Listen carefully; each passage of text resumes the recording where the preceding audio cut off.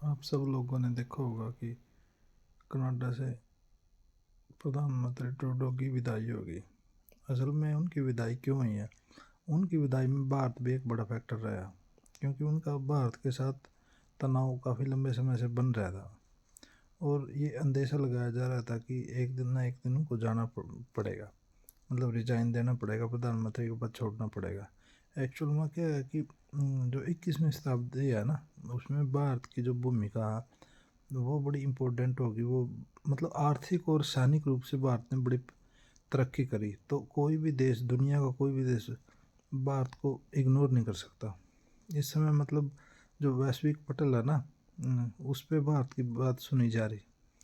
तो क्योंकि भारत ने ट्रूडो के की विदाई में एक अहम योगदान अदा किया।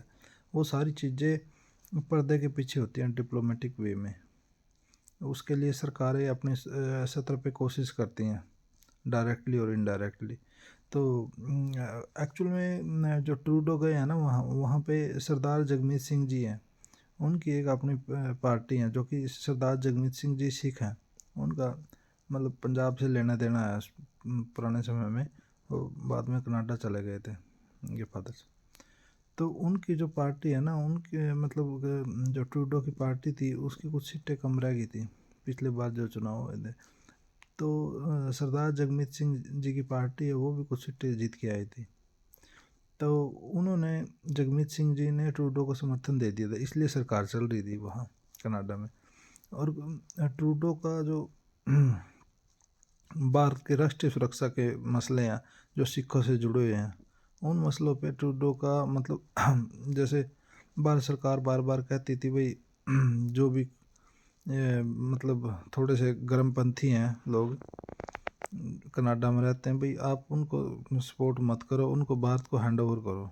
भारत सरकार बार बार ये एलिगेशन लगाती थी कि ये लोग खालिस्तानी एक्टिविटी में इन्वॉल्व हैं और एंटी इंडिया जो एक्टिविटीज जो होती हैं, और ये आतंकवादी हैं। इनके जो एंटी इंडिया कंट्रीज है जैसे पाकिस्तान वगैरह, उनके साथ संबंध है और ये इन पे भारत में संगीन मामले हैं, इनको भारत सरकार को हैंड ओवर करो। तो ट्रूडो ने ना तो उस पर कोई एक्शन, मतलब उनको ना तो हैंड ओवर किया और ना ही मतलब उन पे वहाँ पे कोई कार्रवाई करी।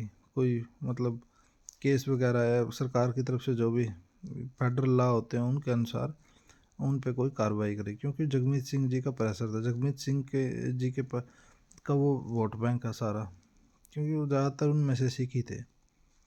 तो ट्रूडो द्वारा कोई भी कार्रवाई ना करना, जिनको मतलब बार बार ट्रूडो को उन पे कार्रवाई करने के लिए बोलता था, तो वो भारत और मतलब ट्रूडो के संबंध खराब होने का एक बड़ा कारण था। क्योंकि पिछले बार जो G20 की मीटिंग हुई थी भारत में, उसमें ट्रूडो को प्रॉपर सम्मान नहीं मिले। मतलब ट्रूडो जी ने महसूस किया कि उनको पूरा सम्मान नहीं दिया गया उनकी हैसियत के मुताबिक।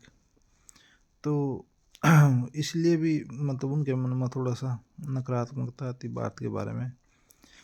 हाँ, मैं तो शुरू से ही अंदेशा था कि कनाडा और इंडिया के संबंध तभी मतलब अच्छे हो सकते हैं जब या तो भारत में सरकार बदल जाए या कनाडा में सरकार बदल जाए। तो कनाडा में तो उम्मीद जैसी थी कि भारत में तो चलो बहुमत अच्छा, तो भारत में तो नहीं बदल सकती पर कनाडा में बदल सकती है। तो जैसी उम्मीद थी ऐसा ही होया कि कनाडा में प्रधानमंत्री जी को रिजाइन करना पड़ा और अब वहाँ पे मतलब नई सरकार बनेगी। तो ये सारे मतलब फैक्टर रहे हैं कनाडा में। और कनाडा जो ट्रूडो जी ने पिछले बार भारत पे एलिगेशन लगाया था, उसे भारत सरकार पूरी तरह मतलब उनके ओपनली एक एलिगेशन लगाया था भारत पे, और उन्होंने दावा किया था कि उन्होंने जांच भी कर ली और भारत की जो भारत सरकार के कर्मचारी हैं, जो खुफिया एजेंसी हैं, और मतलब एक प्रकार से उन्होंने सरकार पे ही लगाया था कि सरकार भारत की इन्वॉल्व है इसमें। किसी की किलिंग हुई थी वहाँ पे